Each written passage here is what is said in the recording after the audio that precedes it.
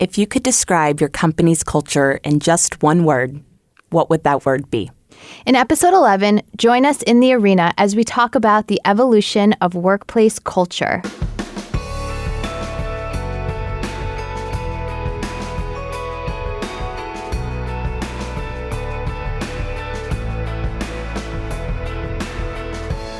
Hey listeners, welcome to In the Arena. I'm Jackie Goldberg. And I'm Leah Smart. And today we are sitting with Nawal Fakhoury, the Senior Manager of Employee Experience at LinkedIn. Hi, everyone. Hi, Nawal. So good to be with you today. Thanks for having me. We're so excited to have Nawal with us. What we're going to do is dive into her experience with workplace culture, what builds a culture up, what breaks it down, and where culture is headed. But before that, we want to give a little context to how culture at work has changed over the years. Yeah, and we love to do some research, bring in some articles whenever we can. And this is a fascinating topic. So we found a few enlightening articles, but one in particular I really want to call out. It was from Business Insider and a pretty recent article, I believe, is from October 2018. If you want to look it up, it's called The Progression of Office Culture from the 50s to Today. In addition to really great content, there's amazing photos from the 50s, 60s, 70s of all different aspects and takes from office culture. But what we really found was that the largest shifts that have affected office culture were four in particular: diversity in the workplace, office design and layout, the flattening of organizations in terms of hierarchy, and of course, technology. So none of these are particularly shocking, but I feel like when they're combined, you get a sense of how this really created change in the workplace. So highly recommend that article for our listeners. And one quote in particular, which I think is why we are here today, that I just want to call out is, and this is from the article, is organizational culture became a hot topic for research in the 1980s, owing to the notion that culture has a powerful impact on the organization's outcomes and its success. And this is why it's such a critical topic and why we wanted to talk about it today. So with that, I want to formally introduce Nawal Fakhoury. So Nawal has been with LinkedIn for almost 5 years now. She started her career at NBC Universal, spent 4 years there in the talent space, and then moved to LinkedIn as an onboarding, learning, and employee experience specialist.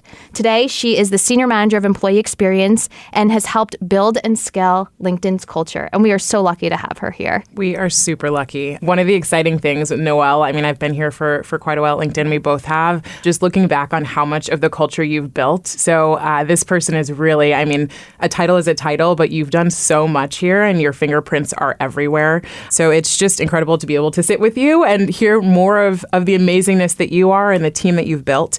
So if you want to just do a quick kind of 30-second download on who you are, we'll let everybody get more information on you. Well, thank you for having me, team. And it's so good to chat with you as well as our listeners. I have to say, I am culture obsessed. I've been in this space for a while. It's constantly evolving. And I'm so excited to get to share a little bit of the experience and knowledge that will hopefully inspire anybody listening, whether they're a leader, whether they're an individual contributor, or just somebody who also cares deeply about culture. So a little bit about me. I have been in the talent space for the last 8 years, started in PR, and then really decided I wanted to shift the energy that comes with PR in terms of packaging these experiences, creating an emotional response to something, and bring it into an everyday employee's life. So I sit on a team. I lead an incredible team of 5 that's across our LinkedIn organization between Dublin, Bangalore, Bay Area, New York, and beyond. And we show up every day with one responsibility. And that's to create an exceptional employee experience for every employee at LinkedIn. And so we spend a lot of our time not just working with employees, but really designing programs that fuel our culture and bring it to life every day. So this place doesn't feel just like work. So I've been doing that at LinkedIn in different capacities for the last 5 years. When I started, I was doing strictly onboarding. So I met every single new hire that we hired for 3 years, which was great because I could walk into an elevator and just start performing icebreakers and everybody knew what they were going to get into with me. But then it really started to shift into, from day one, how do we consistently build this experience and this promise beyond? So I feel very fortunate to have one of the greatest jobs in the world and get to create an employee experience that's really meaningful and magical. You really do. And we're so lucky to have people here that are focused on making this an amazing place to work. I love it. Yeah. Thank you so much for sharing. And to our listeners, I'm sure you can feel Noelle's energy just through the fourth wall. That is the energy that she brings every day to our company. So want to jump into something that we love to do here, which is speed dating questions for our visitors. Get ready. I'm ready. So if you're ready to jump into the arena with us for a little bit, we'd love to have you do that. Game so just on. a few 5 or so questions. So really quickly, what did you do last weekend? Oh, I had the best weekend last weekend. So I'm the oldest of 5. My brother, who's right in the middle, 4 girls, 1 boy, he's right in the middle. He's been in New York for the last year. I had him in New York for 365 days, and it was the only time I've ever had direct family in New York. And so he's moving to Denver for residency. He's the smarty pants of the family. So we spent all weekend just checking things off his New York bucket list. So it was a great weekend. Oh, that sounds wonderful. Yeah. I just want to know what's one thing on the bucket list. Oh my gosh. Have you heard of Sidell's? I've lived here for 8 years and I've never heard of Bagels, Sidell's. lox, whitefish. Yeah, so you delicious. get this crazy plate of all different types of fish and then unlimited bagels that they make right underneath you and unlimited cream cheese. And I don't even I came strictly for the bagels, but ended up exploring into the fish space. But it's not only for the gram, it's very much for like the full. For the life. For the life experience. Yeah, Yes, exactly. highly recommend that restaurant. Incredible. All right, I'm obsessed with bagels, so that's going on my Done. bucket list. All right, and then who inspires you? I would have to say the first person who always comes to mind is my mom. My mom is remarkable. The minute she turned 50, she decided she wanted to be 15 again, and she basically started building the list of everything she wanted to do in her life after having 5 kids. So she's done everything in the last 10 years, from author her own book all the way to like start her own consulting firm, getting her MBA. She like constantly is competing with me as an older sister more than a mom. So we share ideas and we compete in a friendly way back and forth, but she is truly completely remarkable and completely her authentic self. And it's just beyond energizing and She inspiring. sounds amazing. We may Yeah. need to invite Noelle's mom on this podcast one day. Yeah, and you'll like her more. You'll phase me out immediately. It happens every single Not time. possible. Yeah. Great. So Noelle, what was your favorite game to play as a kid?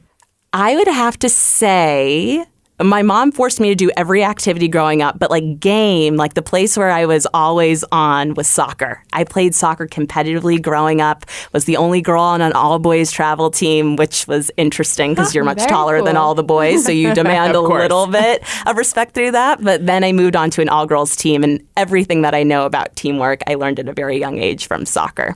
Very cool. And what's your zodiac sign? Oh, Virgo. And I don't know if I am a Virgo. I am a Virgo, obviously. Yeah, why'd you sound sad about it? Well, I feel like every time I read the Virgo like zodiac info, I don't agree with it. Like I don't love animals, which is a terrible thing to say out loud. I like am one of those people that it's like you're very shy, you hate the spotlight. And it's like I don't think you've met me. But there are parts of like compassion and being very human centric and oriented that I identify with. So Virgo. We might need to check your rising sign. Oh, There's some other things. there we go. Yeah, Okay. I feel some other things Inform there. me, Leah. Yeah. Go a little deeper there another time. And last question, what is your favorite book? Favorite? It's a tough one. I'd say my favorite book of all time, I don't know if it's a good answer, but I love it, is Hunger Games. I became obsessed with Hunger Games. I even started to do Hunger Games themed birthday parties in my 20s. I like literally outsourced my birthday to like a coworker, and basically I had like 20 plus friends show up in districts. We turned it into a full field day. There was a winner at the end. So the books very much turned into a more positive version of reality for me, but that's probably an all-time favorite. That's like such a great connector to knowing that you go all in. I'm like, Oh my Noel gosh. goes all in on all things. Yeah, everything's an Very cool. experience with Yeah. me. There's always got to be a wow factor. Love so, it. yeah. Cool. Great. Awesome. So let's dive in and learn a little bit more. In your introduction, you shared a little bit about what this work means to you, but would love for you to share a little bit deeper around specifically what about this work is meaningful to you and how do you bring that into your work every day? So I first officially got into the culture space back in 2014 when I joined LinkedIn. And I remember in 2014, the first place that I actually heard about it is Merriam-Webster Dictionary released this announcement that in 2014, culture was the most popular word that was used for the year. And I think it's just going to continue to grow and grow as we know today. And I first heard the term culture, and it didn't mean a lot back in like 2010, 11, 12, the way it does today.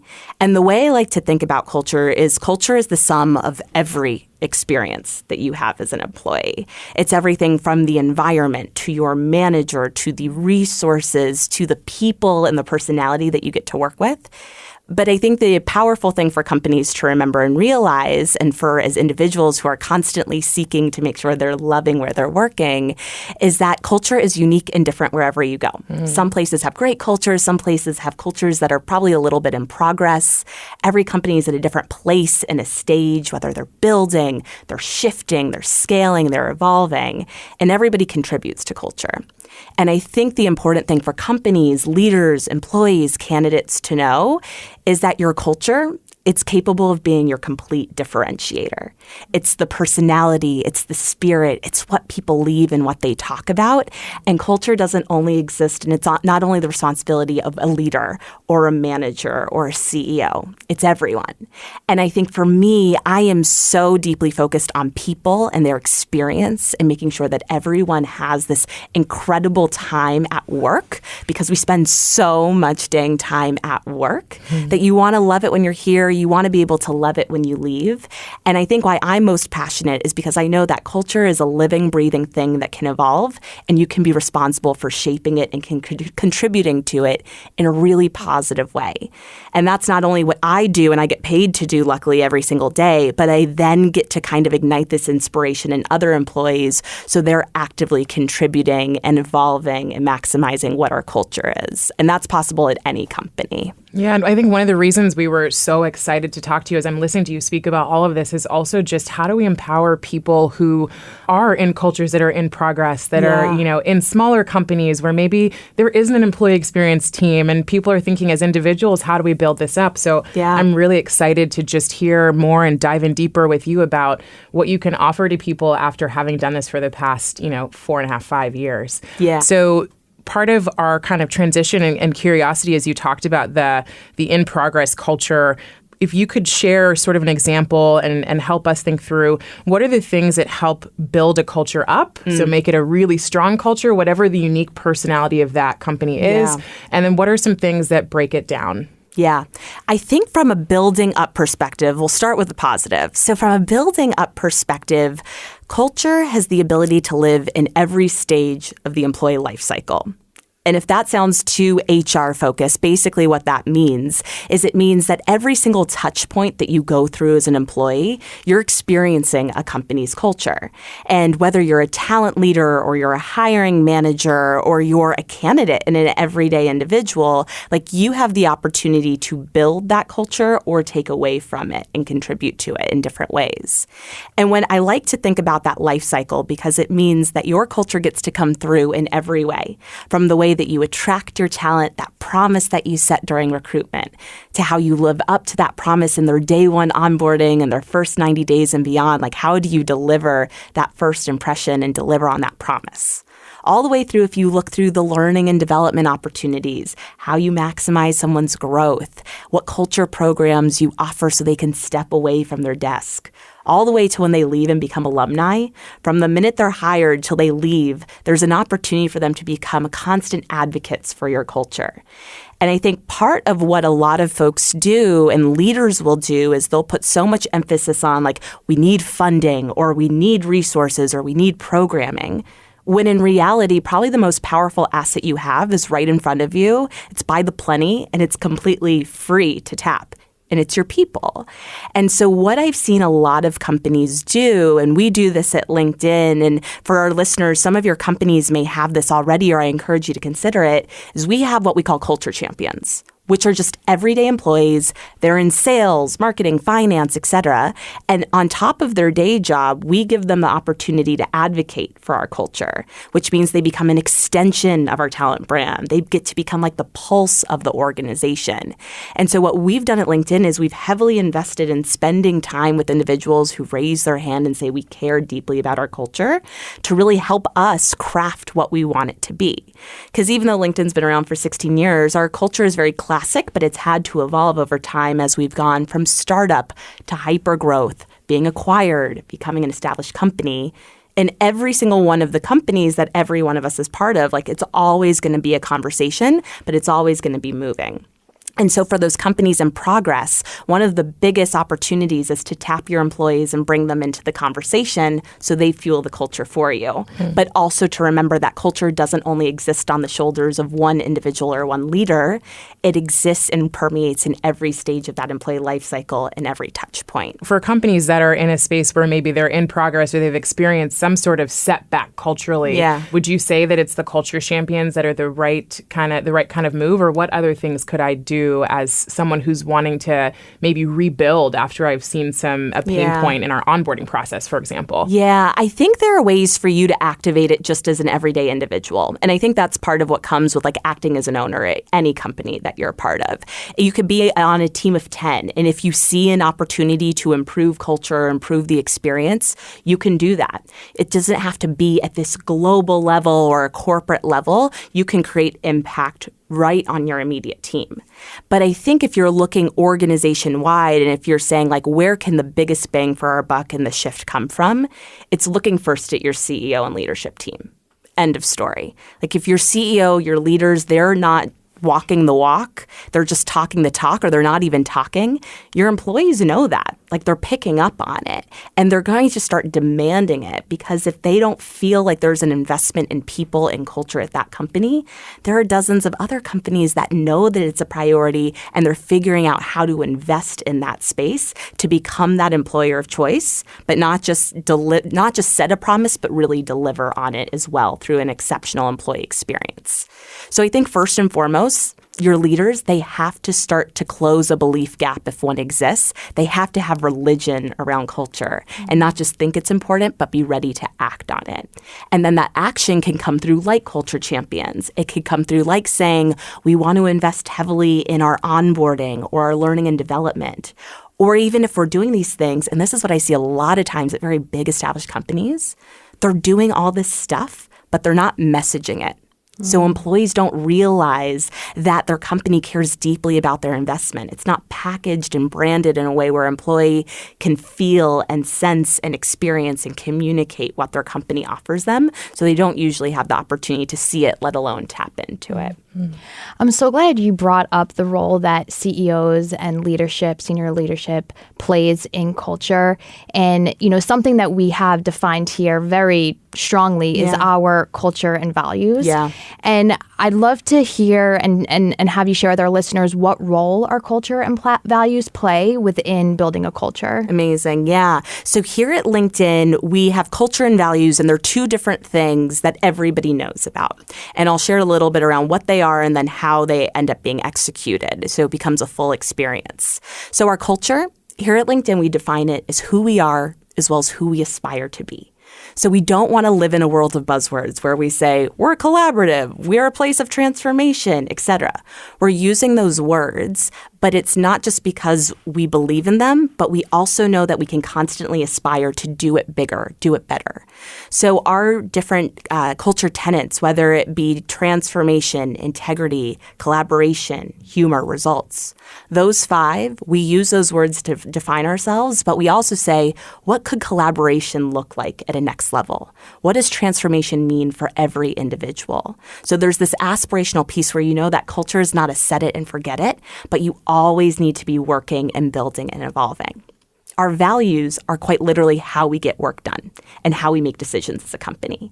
And that's where you take it from what could feel like a buzzword to true action that you can hold people accountable for, but it also becomes this bonding agent. So if I'm interacting with Jackie, I can say, Jackie, I love how you did that. It really speaks to the fact that relationships matter, which is one of our values.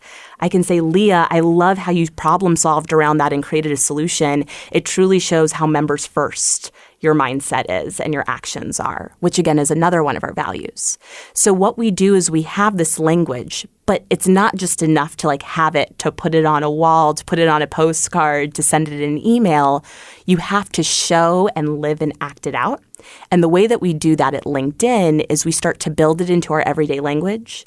We build it into our decision making. But then you can also see that it comes through in how you recognize and reward people, because what gets rewarded gets repeated. So if you start to call out examples of what's working, you get to see it come to life. Equally, when you see like that was not a members first, or that wasn't done in a way where you feel like you were acting like an owner or whatever it might be, you equally have the opportunity to call it out without it feeling personal, but it laddering up and back to this bigger picture. So that's a little bit around where it starts. And then I think what you do is just you onboard your teams, you invest in your managers, and culture needs to be messaged as well as executed in every single element of that, because otherwise the people that you're bringing in and the individuals you're promoting don't understand how to live or lead through those culture and values. So that's a gap that you can't miss. What I love about what you mentioned is this idea of sort of culture being a practice. Yeah. Right? It's not like you said something you put on a postcard or send an email. It is a practice daily that your team is thinking about. And I love the phrase, what's rewarded gets repeated. That's going to stick with me forever, just in life. It's important. But that idea of continuing to reward what works well and continuing to practice towards these. Because I also think it's important to share that, you know, LinkedIn has our challenges, right? As a company with culture, and there are so many places that we still want to go. So I like the idea of kind of thinking of the, the culture, the values really around this kind of mission vision sort of dance, right? In the same way that we think about our big mission, our big vision, and then we actually take our mission and say, how do we put these things into action every day? Yes. Yeah. Something that's been talked about by Jeff Weiner, who is our CEO since I can remember, having been here for 8 years, is compassion. He talks a lot about what it means to manage compassionately. And in fact, he was, in New York not too long ago speaking about that as well, and talking about the fact that there's a difference between empathy and compassion. And really that empathy is understanding how someone feels, but then compassion is understanding how they feel enough so that you can still go and help them move forward or move up, right? So it's not going deep into their experience so that you can't help them either, but it's kind of lifting them up. And compassion permeates through LinkedIn's culture as a conversation we have all the time. But I'm curious, from your vision, what does compassion mean in our culture and why is it important? Honestly, for me, I think compassion is the game changer. And I've never heard the word compassion used in a workplace until I started at LinkedIn. And I think, again, I started by saying, like, your culture is your differentiator. And I think compassion is part of what drives through every element of that. It's a personal experience. It's a team experience. It's a community experience. It's a global experience. And I think what it does is it references the fact that we're all people and humans, and we show up every day and we're doing work and we're creating results. But at the core, we're people who need to be able to engage and interact beyond titles and beyond levels and look and interact just as humans and peers. And when I think about compassion and what's so powerful about it and how it really permeates through our culture is that it's the responsibility of everyone. So I moved into a people manager role about a year ago, but before that, I was both a junior and or a senior individual contributor at LinkedIn, and acting and operating with compassion was just as much my responsibility as it is now as a leader of 5 on a global team. And I think when you think about compassion, it's like you were saying, Leah, there's this element of action that you take. Like, we're not here to be passive individuals. We're not here to play in our lane or our silo. We are here to spread our arms as wide as possible and to create value for as many people as possible. And I think that's why LinkedIn is so unique in many ways. And what I think a lot of companies, like, it exists, it just needs to be messaged and built.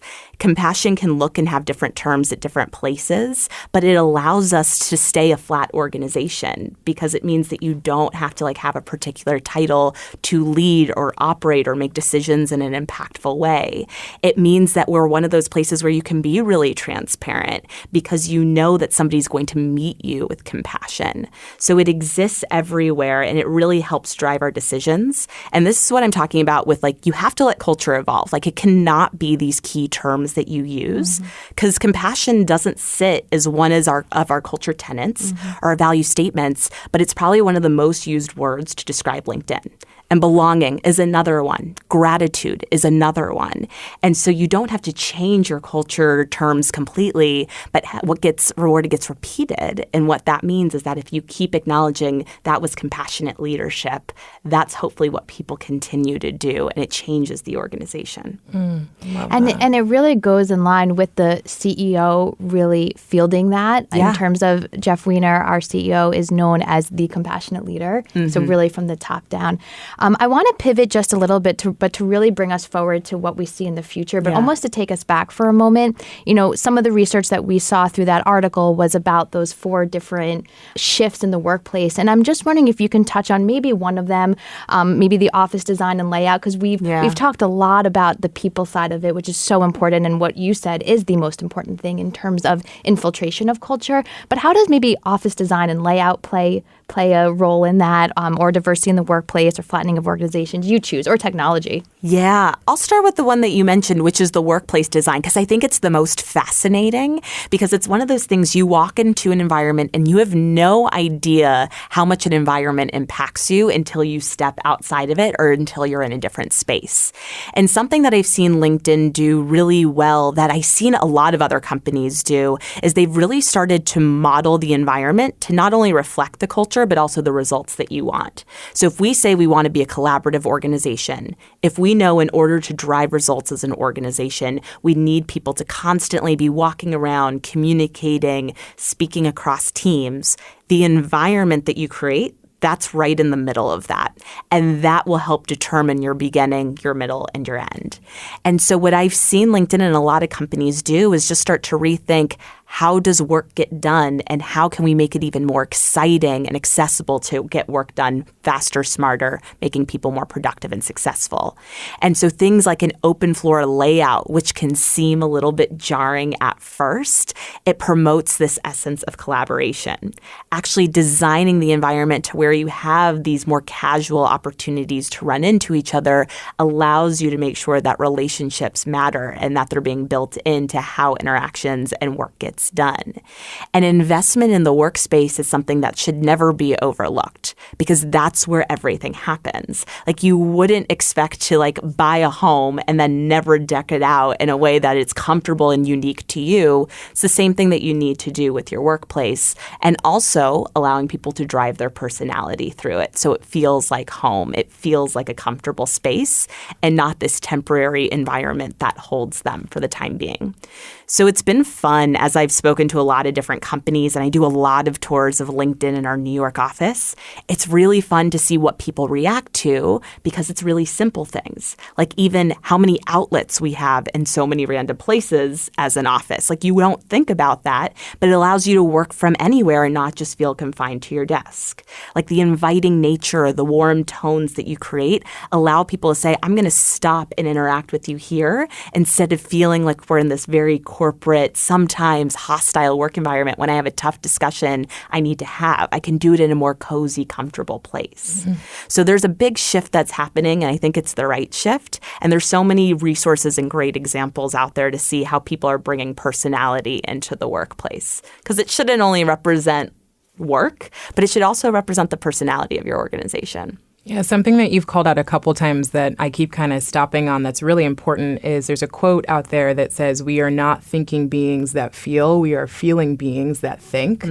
And as we talk about culture, it's coming clearer to me that a lot of culture and thought process around business is designed around the idea that we are thinking beings that then feel. But the reality is we're already all feeling, and we turn on our brains that we can come to work every day. So there's this sort of switch that it feels like LinkedIn has made to put that first. Yeah, absolutely. And I think about that all the time as an employee experience leader whose job is to create experiences. The first thing I say to any team member or one of my culture champions when they're going to design something, I say, how are they going to use all 5 senses? What are they going to see, feel? What are they going to touch? What are they going to remember? And that then drives it to be not just a moment, but a true experience. That's incredible.